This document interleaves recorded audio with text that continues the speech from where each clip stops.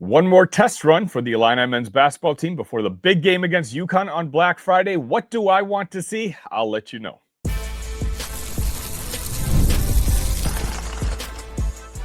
You are Locked On Illini, your daily podcast on the Illinois Fighting Illini. Part of the Locked On Podcast Network, your team every day. Welcome one, welcome all to another edition of Locked On Illini. Thank you all so much for making us your first listen each and every day and for making Locked On Sports Network the number one in the country. Today's episode is brought to you by GameTime. Download the GameTime app, create an account, and use code LOCKEDONCollege for $20 off your first purchase. My name is Sonny Verma, your host here at Locked On, where I continue to provide you coverage daily. That's right, each and every day. Everything you see, everything you hear is absolutely free. All I ask for in return is if you don't mind, make sure you hit that like button while you're here and make sure you're subscribed. We're on our way to reach 4,000 right here on YouTube. I'm going to be honest with you guys. I'm a little under the weather. You can probably hear it in my voice. So if you're listening to this on the audio side, I do apologize. I wasn't sure if I was going to knock out an episode on Monday, especially because Illinois basketball plays Monday evening, and I know I've got to do a live post game for that. But I got a couple of emails legit checking up on me both Sunday night and Monday morning. And I was like, you know what? This community is the best. Let's preview this basketball game. Let's talk maybe a little football later on. But I didn't want to stress my voice out too much. So I decided to bring in a tag team partner for today's episode. And for that, Paul Banks from thesportsbank.net. Paul, thank you so much for helping me out today. Yes, long-time listener, first-time caller. Big fan of the show. First time on, really excited about it, and maybe my favorite episode ever was Saturday night after that football game, man. I got a lot of feedback on that game on Saturday. I know, Illinois, the program may not be too big of a fan, but I had some feelings, and those live post games I say all the time. It could be a therapy session, it could be a celebration together, but at least let your real emotions out, and then you have 24 hours, and after 24 hours you can kind of adjust how you really feel. But you kind of saw a side of me I don't think I've really displayed before when it comes to Locked On. But yeah, I met Paul at media days, basketball media days. I guess it was in October. Yes, it was October 8th and 9th. Women's Day was first, men's day was the second day. Yeah, exactly right. So I met Paul in October. We exchanged contact information, and we've been meaning to have him on the show. So I'm so grateful for you to come on today, Paul. We're going to start off talking about the men's basketball game. They're going to play Monday evening at 7 p.m. On the Big Ten Network, and they play UT Rio Grande Valley.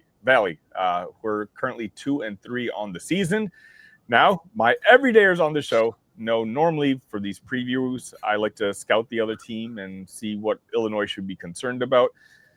But without trying to sound too disrespectful, I don't think Illinois itself should be too concerned when it comes to this basketball game. And so today I'm going to make an audible and just kind of talk about what I want to see. And Paul, I want to get your thoughts on what you want to see from just strictly this Illinois side. We've got that huge looming matchup on Friday, Black Friday, at Madison Square Garden against the UConn Huskies. And, Illinois won by 40 points on Saturday, but it's not like people were all that excited about that 40-point win. There's certainly some things that need to be fixed. And so maybe you and I can kind of target a couple of things that we want to see fixed on Monday evening. I'll give you the floor first. What are you looking forward to seeing? Okay, well, first of all, I just want to say I'm glad you're not having me on to scout Utah Rio Grande Valley. Yeah.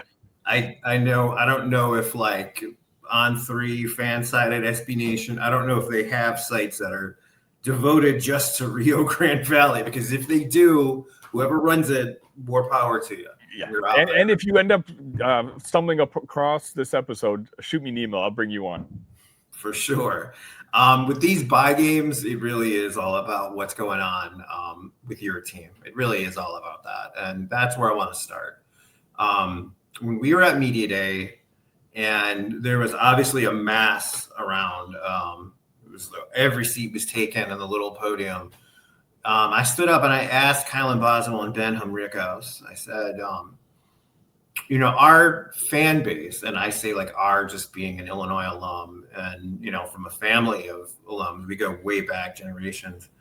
The thing we're always hearing is, oh, you shoot too many threes. Oh, they shoot too many threes. So I put the question to them.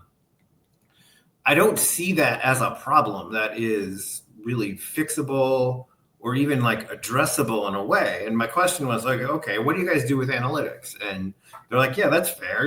Tyler Underwood is like, we try to do this, do that. And I said, okay, well, that's good. But you don't consciously go into a game with, we're going to take 25 threes. And you know what? You'll take 5. I'll take 5. We'll do. And they were very fair about that. Both of them were just kind of like, you see what's open and what's there. And that, I think, is going to be a season definer, because that's what happened last year.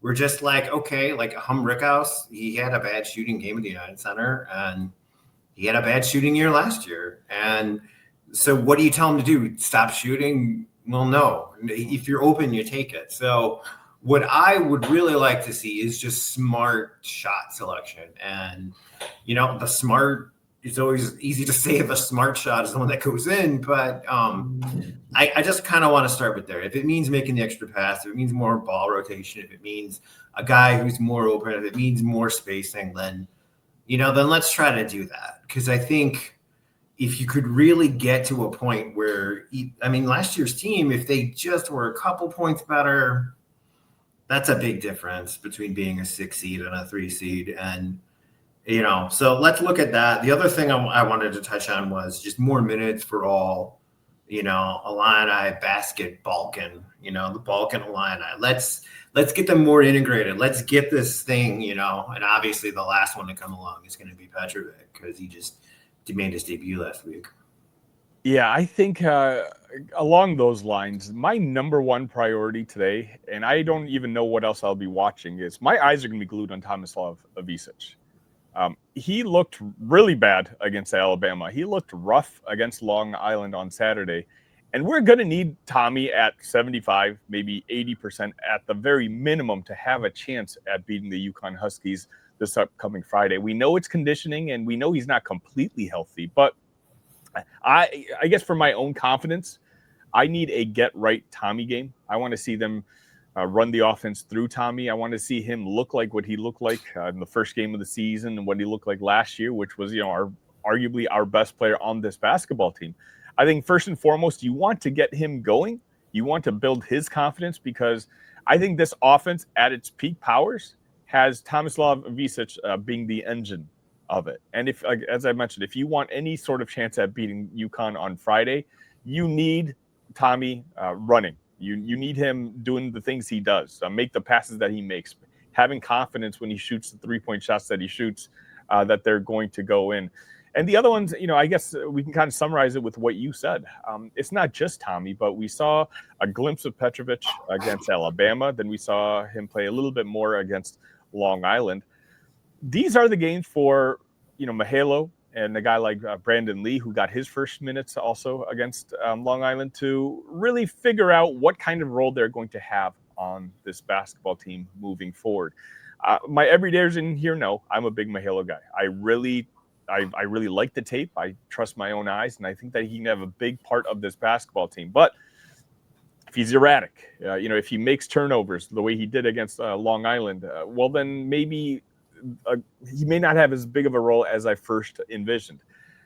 Friday is, again, going to be a huge test. I'm glad Mihailo got some run against Alabama, and he got to see what primetime competition is going to look like. But Monday evening, I really want to see him play 15 to 20 minutes as opposed to the 10 minutes that he's played in games prior, to really get him acclimated to what the speed of college basketball is. Look, UT Rio Grande Valley is not a big team. They don't rebound well, and they don't offer much size. So competition-wise, I don't think Illinois got much ahead of them. But you can still see what Brandon and Mihailo can do moving forward with this team and what their role is going to be on this roster. Yeah, Mirkovic, there's a guy on BTN. It's BTN. They're always going to be high on everybody. But I think it was Raphael Davis who was saying Mirkovic's going to be Big Ten Freshman of the Year. And up until the Alabama game, that wasn't a very hot take. That wasn't really something that's super hyperbolic. And let's kind of see where he's at. Let's see the ups and downs with him. Tommy, I agree. Last year's offense ran through Tommy, and they did that for a reason. Now let's see how it works with, I know one of your shows, I'm an everydayer. I'm one of your everydayers. You talked about, there was this show about Kylan and Stojakovic. You've got two closers. I mean, that's something. Illinois basketball is at its best. Like maybe the Bruce Weber teams with Dimitri McCamey and Mike Davis and Mike Tisdale. I mean, they were okay, but McCamey was a closer. Frank Williams was a closer. D. Braun was a closer. Like you need that. And so far, it seems like we got two. So, all right. Before we get to the next segment, Paul, I am curious. Illinois right now is 5-1 coming into this game Monday evening. Give me your thoughts on the season so far.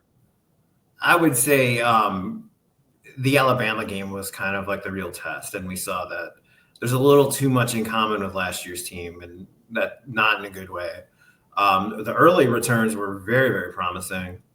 I will stand by the fact that I think this team is going to be better in January or February than they are now. Unfortunately, I think there's more room for improvement than was to be expected.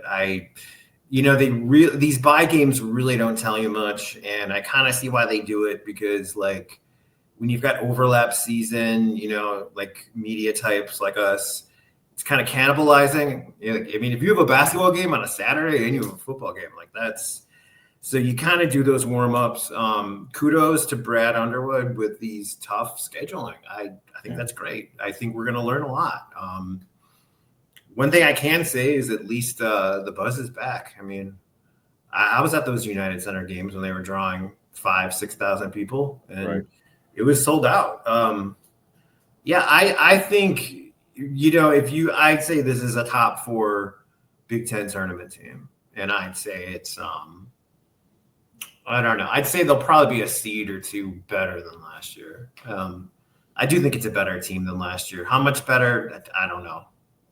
Because, here's the other thing you got to look at. The Texas Tech was a major litmus test, and that was a huge win. But then you saw what Purdue did to Texas Tech, so you're just kind of like, man, maybe Texas Tech isn't that good. I don't know. Or maybe Purdue is just that great.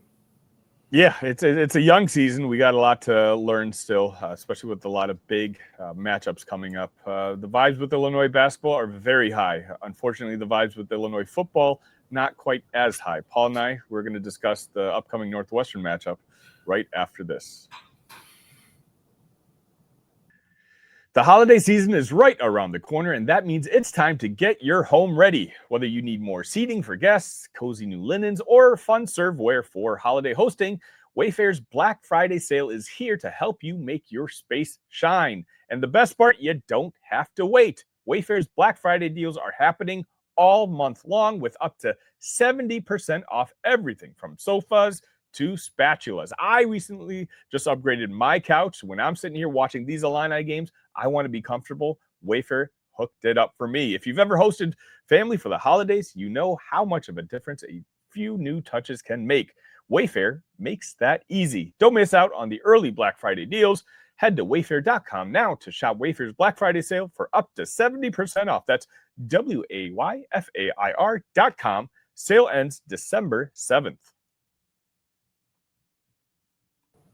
All right, now we switch over a little bit to the football side. If you want to know my feelings on Illinois' loss to Maryland, please tune in to the live postgame I did immediately after the game on Saturday night.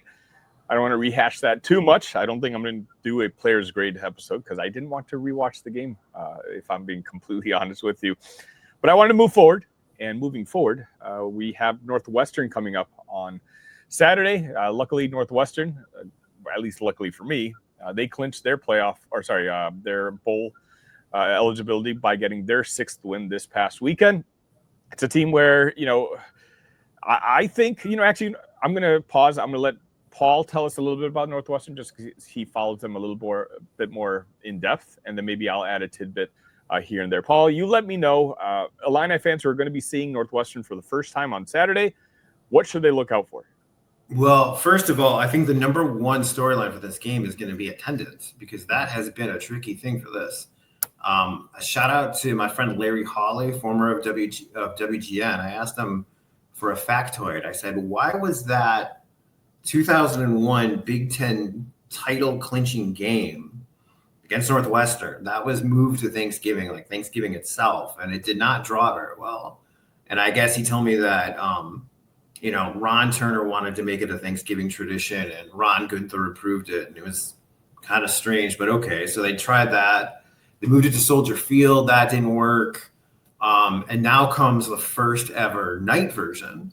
Also, first night game in the history of the month of November at Memorial Stadium. So I don't see this working out too well. I think the number one obstacle you have is obviously the kids are away. It's Thanksgiving weekend, so sure. That kind of a lot of times you're going head to head against the game. Michigan, Ohio State. Now you'll be going head to head against the Iron Bowl, so that won't be so bad. But it's going to be very cold. The forecast does not look good, and it's going to be, what they say, bring your own juice. Like, that's what you're going to have to try to do, because Northwestern fans will not travel. Like, I was at the game on Saturday, and the official attendance at Wrigley was 15,000, and it was about 3/4 to 70, 65, 2/3 Minnesota fans. And the week before, it was a packed house for Big Noon Kickoff in Michigan, but 3/4 Michigan fans. So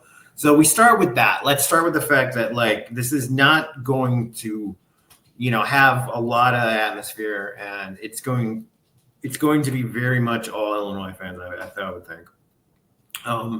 Northwestern will be pumped, though. This is kind of like their Super Bowl. I mean, in the post-game press conference, they brought up the hat trophy. They just clinched bowl eligibility. They're already talking about this. So let's kind of start with that. The other thing I wanted to really kind of touch on first was this offense goes through Griffin Wilde.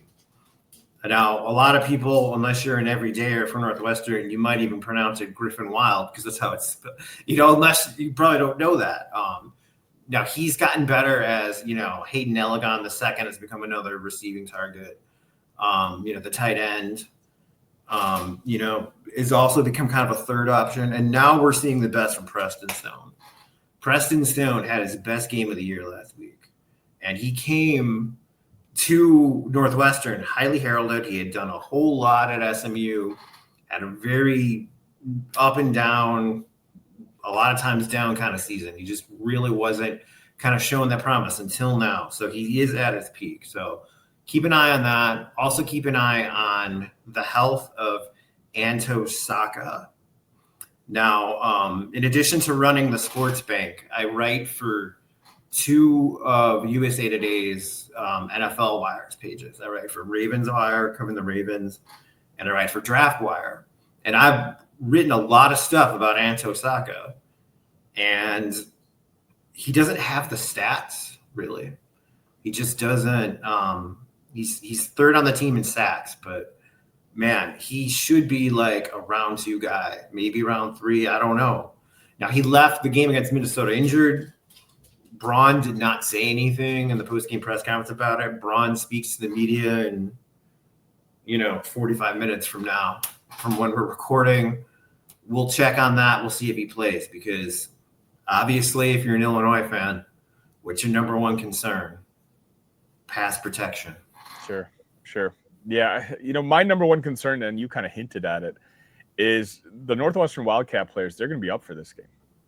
They have a lot riding. This hat means a lot to that program, and it should mean a lot to the Illini program as well. But coming off of this just horrific loss against Wisconsin, you almost wonder, are the players a little too down? Like, can the coaching staff do its job to get these kids to forget what happened on Saturday? I think Brett actually doesn't want them to forget, but wants to use that as fuel. And are they going to be able to do that? Because as you also mentioned, I don't exactly expect the attendance to be all that high in Champaign on Saturday. So it's going to be one of those situations where, the team is going to have to amp themselves up, and hopefully that the hat matters to them as much as it's going to matter to Northwestern. I'm curious, Paul, coming into this season, what were the expectations for the Wildcats.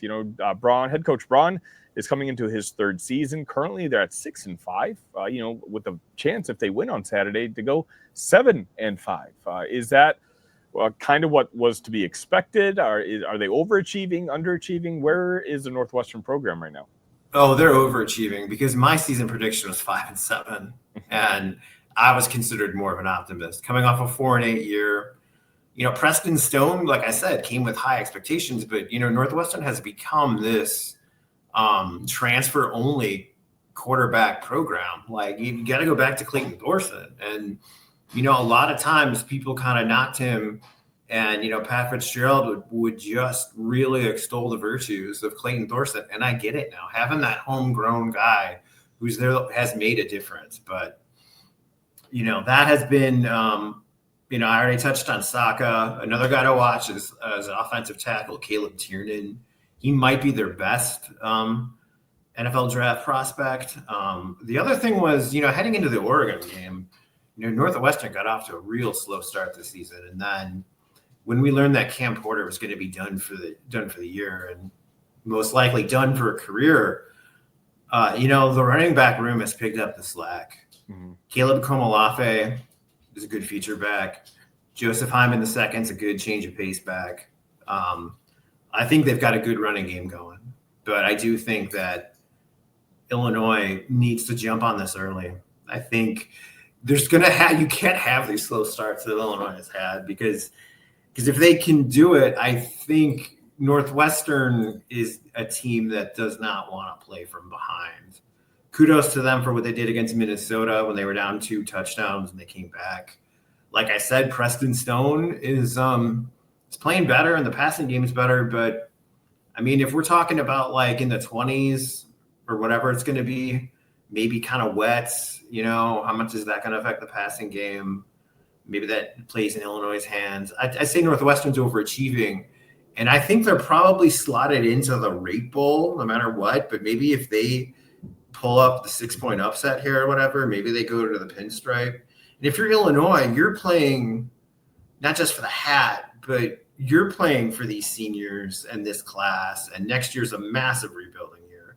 Next year's a squad overhaul year. So you want to send these guys out with a win, and you're probably playing, maybe to get to the Music City. Maybe you get 6-6, you go to the pinstripe, and 7-5, you go to the Music City. I don't know. Yeah.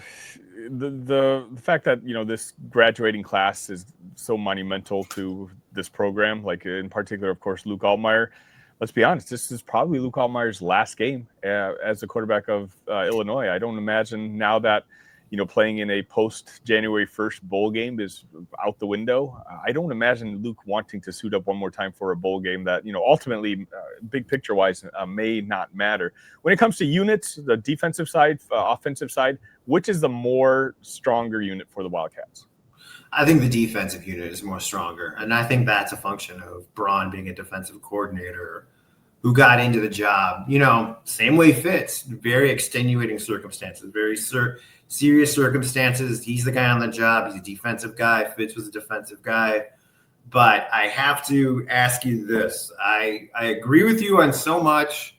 I think we even both predicted 9-3 for Illinois, but I got to take issue with, why do you think Luke Altmyer is the best quarterback Illinois has had of our lifetime? Because I still think it's Kurt Kittner. See, Kurt Kittner was the first guy I remember watching. But for me, Luke, he has all the intangibles. Luke is the one quarterback in the fourth quarter. If Illinois is losing, I feel confident that he can bring us back. Even on Saturday, I think that's what was so deflating once we went down 2 scores. It's like you're not giving Luke that opportunity. Luke could win with his legs as well as his arms. And I think that, maybe I wish he was more vocal of a guy, but he stepped up huge when it comes to leadership. He was a representative at Big Ten Media Days. I like the all-around package. I think he's going to be underrated and overlooked when it comes to even the NFL draft. He may or may not get drafted. He probably maybe in the last couple of rounds because he's got the NFL size. But I think if Tommy DeVito can get some run in the NFL, I think Luke Altmyer can too. And for me, I understand Kurt's arm was better, but Luke, Luke can, I'm trying to think, maybe his mindset, and, let's be honest, even the fact that, his loyalty that he's shown over the last couple of years, not leaving Illinois, and then we kind of send him out this way, having, I guess, I don't know if we can call this a successful season, but I just like his all-around play a little bit more than I liked Kurt's. But granted, I was a kid when I was watching Kurt, so it's a slightly different perspective.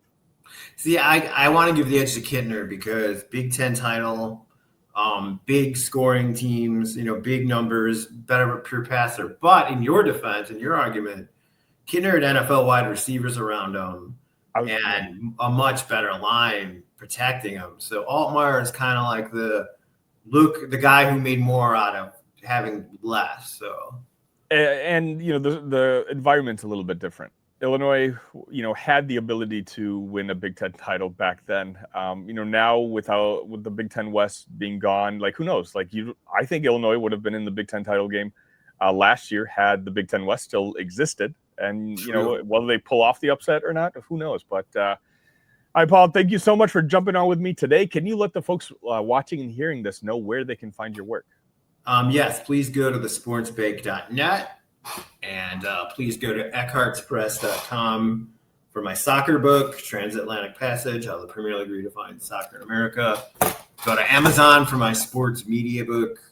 This covers pretty much every sport. No, I can't get you free tickets, lessons learned from a life in the sports industry. Also, you can check out rg.org, r.org, and the aforementioned USA Today, Ravens Wire, and Draft Wire. So lots of things to plug, and I really appreciate you letting me have a platform to do it.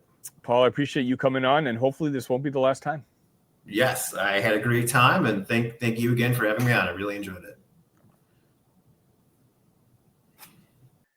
College football is back, and I couldn't be more excited. The tailgates, the rivalries, the energy in the stands, there's just nothing like it. But let's be real. Actually, getting tickets can feel like more of a battle than the game itself. Endless queues, hidden fees, prices jumping at checkout. That's why I use Game Time, the app that gives the advantage back to the fans. It's the easiest way to score last-minute tickets at the best prices with no surprise fees. What you see is what you pay. So take the guesswork out of buying college football tickets with Game Time. Download the Game Time app, create an account, and use code LOCKEDONCollege for $20 off your first purchase. Terms apply. Again, that's promo code LOCKEDONCOLLEGE for $20 off. Swipe, tap, ticket, go download Game Time today. All right, that's going to just about wrap it up for today's edition of Locked On, at least this particular episode of Locked On. I'll be live immediately after the men's basketball game tonight to do another live post game. So I'm going to rest my voice a little bit. Hopefully I'll be able to see you. It's a game where I know the final score may not matter, but I just want to see the pieces in place to feel confident about going into that game against UConn on Friday, who I think is I've been very vocal about this. I think Dan Hurley is the best coach in America. We know UConn's going to be primed and ready to go. They had a loss last week, and so Dan Hurley's going to get his players up for that game. And I know Brad Underwood's going to get our players up for that game. But are we going to be healthy enough? And are the players just going to be comfortable enough? A lot of these guys are playing for the first time. Maybe only a week worth of practice together. So a lot of that, it's a very intimidating task on Friday, but you can't get to Friday until you take care of business on Monday evening. I'm going to wrap things up here. Again, if you're not in the Talk Illini Discord, please join us. We've got over 300 Illini fans all throughout the country. Until next time, ILL. Love you guys.